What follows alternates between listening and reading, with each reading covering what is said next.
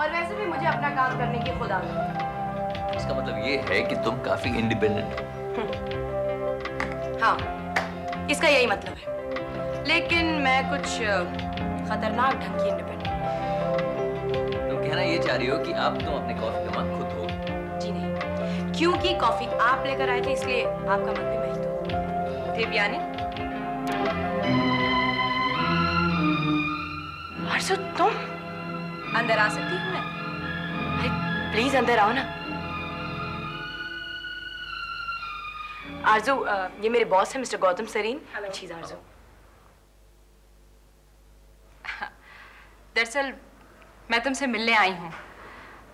I hope मैं disturb नहीं कर रही हूँ तुम लोगों को। कैसी बातें कर रही हो, प्लीज बोलो ना। पहले बैठो तुम प्लीज। देवयानी, मैं तुमसे रिक्वेस्ट करने आई हूँ, तुम कोर्ट जाकर अपना स्टेटमेंट दे दो। प्लीज तुम मुझसे कोई ऐसी चीज ना मांगो जिसको मैं तुम्हें दे ना पाऊँ, क्योंकि तुमको ना कहते हुए मुझे अच्छा नहीं लगता।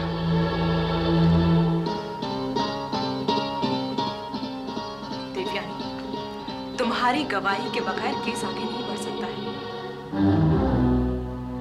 आरजू, तुम एक बात शायद जानती नहीं हो।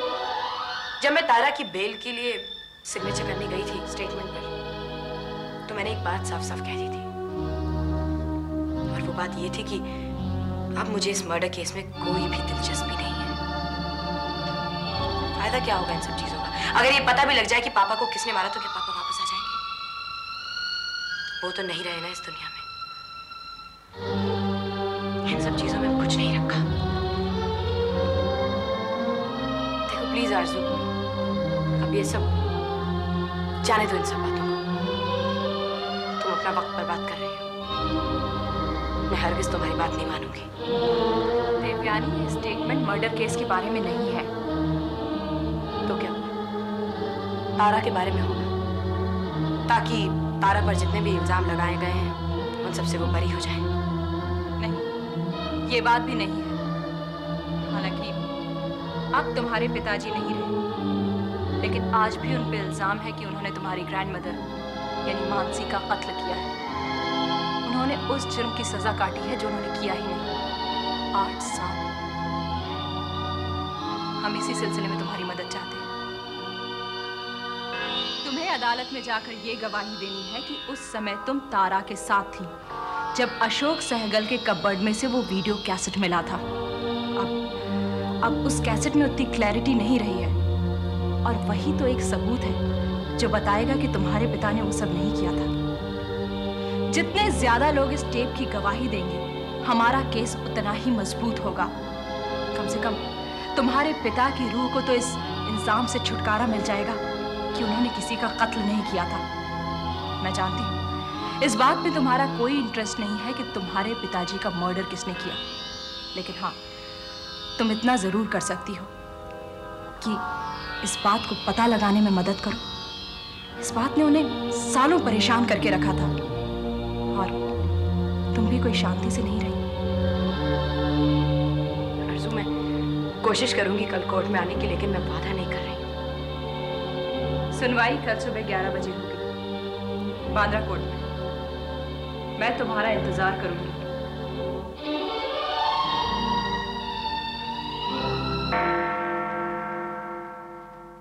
मिस देवयानी, क्या आप इस अदालत को बताएंगी कि टेप के मामले में आपका एक्सपीरियंस कैसा रहा, और इस टेप के बारे में आपने सबसे पहले कब सुना?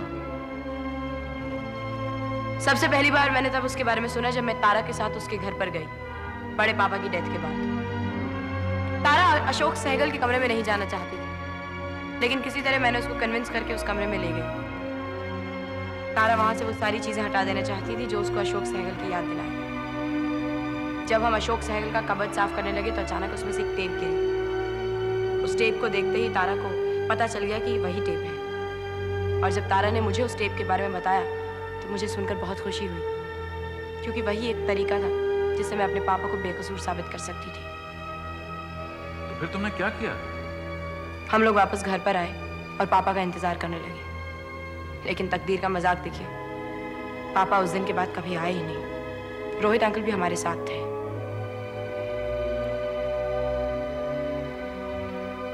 मिलॉर्ड, मैं मिस देवयानी सेठ से एक सवाल करना चाहूंगा।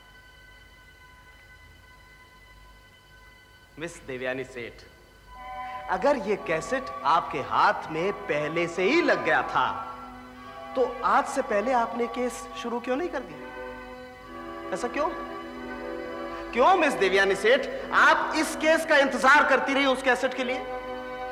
ऐसा क्यों है मिस देवयानी सेठ कि मिस्टर दीपक सेठ की लड़की होने के बाद भी आप इस कैसेट को लेकर के महीनों तक खामोश रही और अपना बयान देने से पहले अपने बाप की मौत का इंतजार करती रही? हमने पापा को ढूंढने की बहुत कोशिशें की, लाख कोशिशें की, लेकिन पापा कहीं पर नहीं मिले। कुछ दिनों तक तो हम यही समझते रहे कि पापा को किडनैप कर लिया गया है, क्योंकि अशोक सहगल को यह पता चल गया था कि वो कैसेट हमारे पास है। हम लोग इंतजार करते रहे कि कभी कोई फोन आए और हमसे पापा के बदले वो कैसेट मांगे, लेकिन ऐसा फोन कभी नहीं आया और ना ही पापा लौट कर आए। हालांकि वो कैसेट खराब हो चुका था, लेकिन फिर भी हमने उसकी काफी सारी कॉपीज बनवा ली और एक दिन हमें पता चला कि वो कैसेट ही गायब हो चुकी है। मेरे, रोहित अंकल और तारा के अलावा मेरे ख्याल से किसी और को ये बात मालूम ही नहीं थी कि वो कैसेट हमारे पास है। फिर उस कैसेट के साथ क्या हुआ कुछ नहीं पता। वो कैसेट अपने आप में एक मिस्ट्री बन गया, ऐसी मिस्ट्री जो आज तक सॉल्व नहीं हो पाई और पापा भी वापस कभी नहीं आए। थैंक यू देवयानी, तुम अब अपनी सीट पर जा सकते हो।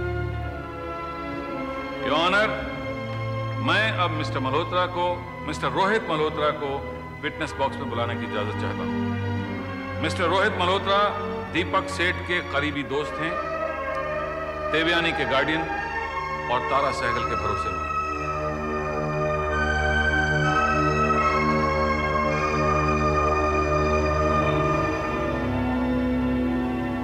मिस्टर रोहित मल्होत्रा, क्या ये सच है कि जो कैसेट तारा सहगल और देवयानी गुम समझ बैठी थी वो तुम्हारे पास था और तुमने उन्हें कभी नहीं बताया? जी हाँ।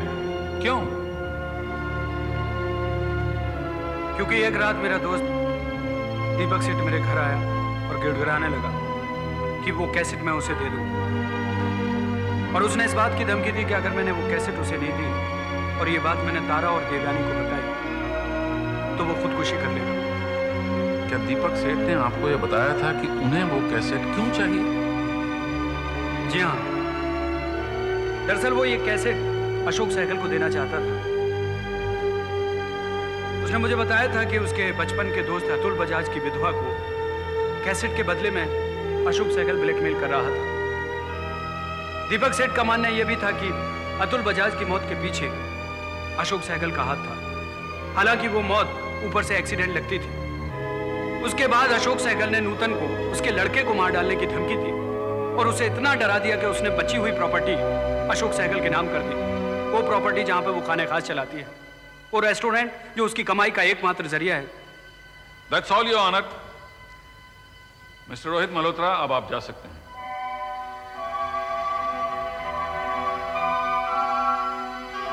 Your Honor, अब मैं अतुल बजाज की बेवा मिसेस नूतन बजाज को विटनेस बॉक्स में बुलाने की इजाजत चाहता हूं। इजाजत है।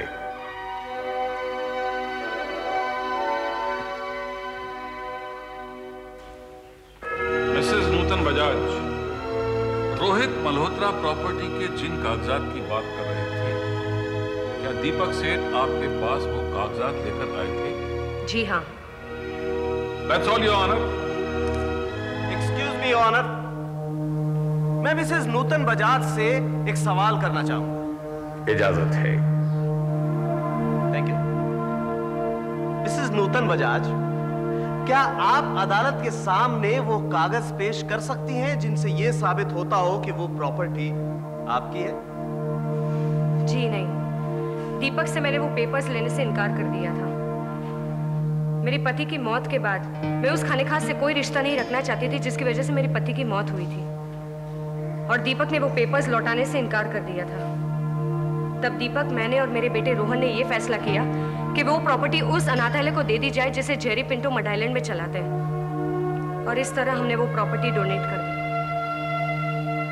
ग्रेट, ब्रिलियंट, बहुत अच्छी कहानी है Mrs Nutan Bajaj.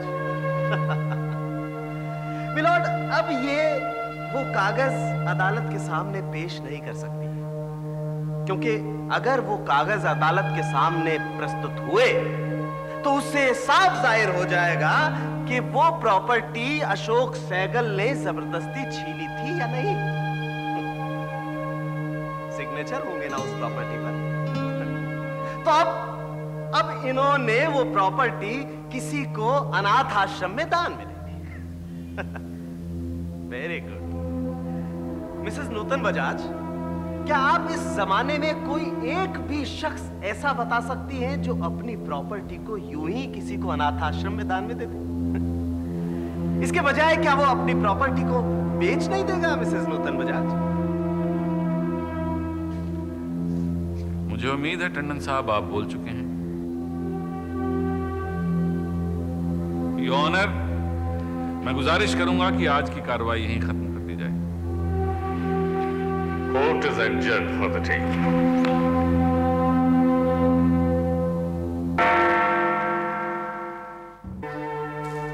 Your honour, मेरे अजीज और मेरे अपोनेंट हमेशा ये कहते हैं कि बिना सबूत के बयान सिवाय जमा खर्च और बातों के जाल के सिवाय कुछ नहीं होते।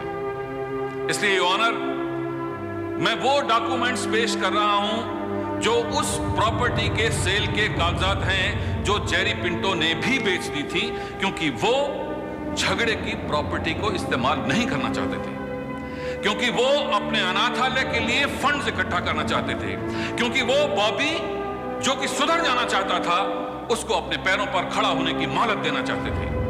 और इतना ही नहीं ऑनर, वो बॉबी गोवा में इन पैसों से बॉबीज रॉक कॉर्नर चला रहा था और अपनी कमाई से मरहूम दीपक सेठ के हॉस्पिटल के बिल्स मिसेस नूतन बजाज के थ्रू पे कर रहा था। योर ऑनर, ये वो कागजात हैं जिन पर अशोक सहगल के दोनों जगह सिग्नेचर मौजूद हैं। योर ऑनर, इससे ये तो साबित होता है कि कोई सौदा हुआ था। अब अगर मेरे अजीज दोस्त और मेरे अपोनेंट इन दोनों सिग्नेचर्स को भी असली नहीं मानते तो फिर हमें यह मान लेना चाहिए कि अशोक सहगल की जगह यह सिग्नेचर भी प्रमोद पांडे कर गया था। Thank you. मिलॉर्ड, कोई ऐसे ही तो फोर्सफुली तो किसी की प्रॉपर्टी नहीं छीन सकता। इसके तो और भी कई तरीके हैं, मसलन प्यार, मोहब्बत वगैरह वगैरह। बहरहाल इन सारी चीजों में से कोई भी चीज ये साबित नहीं करती है ऑनर कि मिस्टर अशोक सहगल कातिल है। न सिर्फ दीपक सेठ के कातिल जिनका कि मुकदमा हम लोग लड़ रहे हैं, बल्कि मानसी के कातिल, या कि मिस्टर अतुल बजाज के कातिल, या कि उस आदमी के कातिल जो कि एक शराबी ड्राइवर की गाड़ी के नीचे आकर के कुचला गया था और जिसकी सजा सपना के बाप को भुगतनी पड़ी, या कि खुद की अपनी वाइफ के कातिल। मिलॉर्ड, इन सारे कत्लों में से कोई भी कत्ल ऐसा नहीं साबित करता कि मिस्टर अशोक सहगल ही कातिल है। और फिर मिलॉर्ड, ये तो कमाल की बात है। हम कैसे उन लोगों पर भरोसा कर लें जो कि उस लड़की की साइड ले रहे हैं जो कि मिस्टर अशोक सहगल की बेटी है, वो बेटी जिसे मिस्टर अशोक सहगल ने अपने घर से बरसों पहले निकालकर बाहर कर दिया था। वो बेटी जो मिस्टर अशोक सहगल को कई बार बेइज्जत कर चुकी है, जिसकी ये तमन्ना रही है कि मिस्टर अशोक सहगल को बेइज्जत कर दिया जाए, बर्बाद कर दिया जाए, बदनाम कर दिया जाए।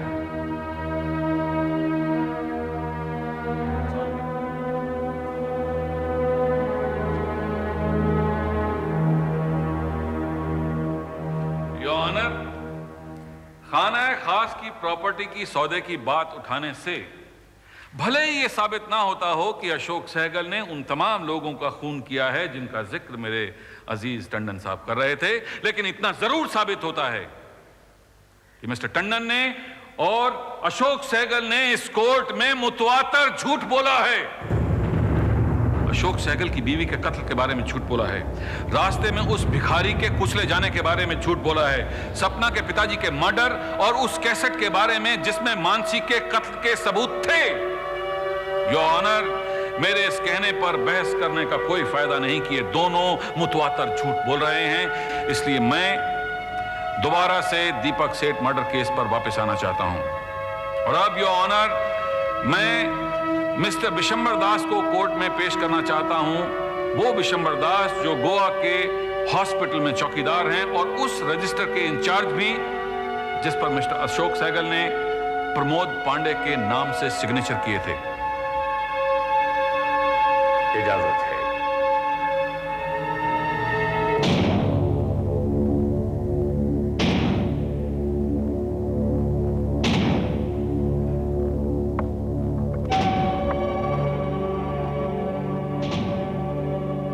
मैं जो कहूंगा सच कहूंगा, सच के सिवा कुछ नहीं कहूंगा। बिशंबर दास जी, जिस रात दीपक सेठ का कत्ल हुआ, क्या आपने उस रात उस शख्स को जो कि इस वक्त कटघरे में खड़ा है हॉस्पिटल में आते देखा था? हाँ साहब, उस रात मैं ड्यूटी पर था। ये वहां आए, मैंने रजिस्टर खोलकर इन्हें अपना नाम लिखने को कहा। मुझे अच्छी तरह से याद है, इन्होंने अपना नाम प्रमोद पांडे लिखा था। थैंक यू बिशंबर दास जी, अब आप जा सकते हैं। योर ऑनर, देखा आपने मिस्टर टंडन और मिस्टर अशोक सहगल के झूठ का एक और सबूत। ये लोग बार बार कोर्ट में यही कहते आ रहे हैं कि अशोक सहगल गोवा में छुट्टियां मनाने गए थे और उसी दिन दीपक सेठ का खून हो जाना महज एक इत्तेफाक था।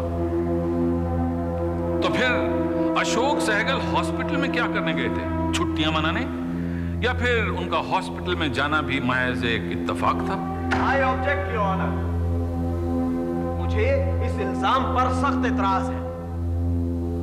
एक मामूली से चौकीदार के बयान पर, जिसे कुछ 100 रुपए देकर के खरीदा जा सकता है, मेरे बुजुर्गवार मिस्टर मजीठिया ये साबित करने पर तुले हुए हैं कि मिस्टर अशोक सहगल हॉस्पिटल गए थे।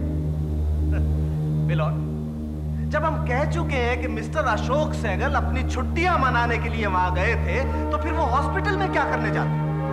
मेरे ख्याल से मिलोड, हॉस्पिटल में तो कोई भी इंसान छुट्टियां मनाने तो नहीं जाता। दरअसल ये सारा केस बेबुनियाद है मिलोड, बिल्कुल बेबुनियाद। ये बेबुनियाद नहीं है योर ऑनर, बिल्कुल बेबुनियाद नहीं है। ये इनका एक और झूठ है। बकवास है ये योर ऑनर, पूरी बकवास। अगर ये बकवास है तो क्या आप ये बता सकते हैं कि मिस्टर अशोक सहगल के होटल के कमरे की चाबी हॉस्पिटल के रिसेप्शन पर क्या कर रही थी? वो चाबी जो वो छोड़ आए थे और उन्हें पता भी नहीं चला कि वो कहां छोड़ आए हैं। ब्रदर, उनको आज तक नहीं मालूम कि वो चाबी कहां है। योर ऑनर, क्या ये बता सकते हैं कि होटल पहुंचने के बाद इन्होंने होटल का कमरा डुप्लीकेट चाबी से क्यों खुलवाया? क्योंकि इन्होंने चाबी गुम कर दी। योर ऑनर, ये रही वो चाबी जो हॉस्पिटल के काउंटर पर रह गई थी और हमारे पास तभी से है जब से बॉबी ने बयान दिया।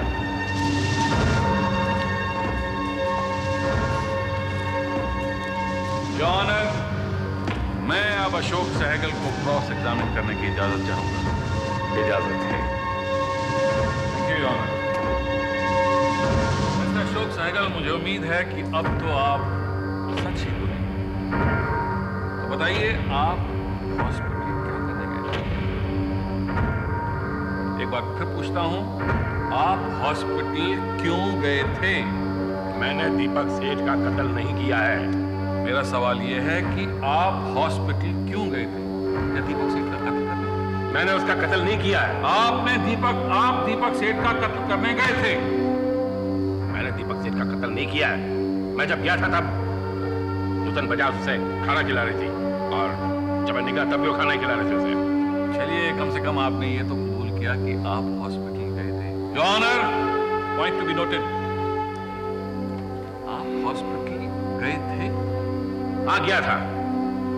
दीपक सेठ का कत्ल करने? दीपक सेठ का कत्ल मैंने नहीं किया है। मतलब आपने ठान ली थी कि दीपक सेठ को कत्ल करना है? हाँ, करना है।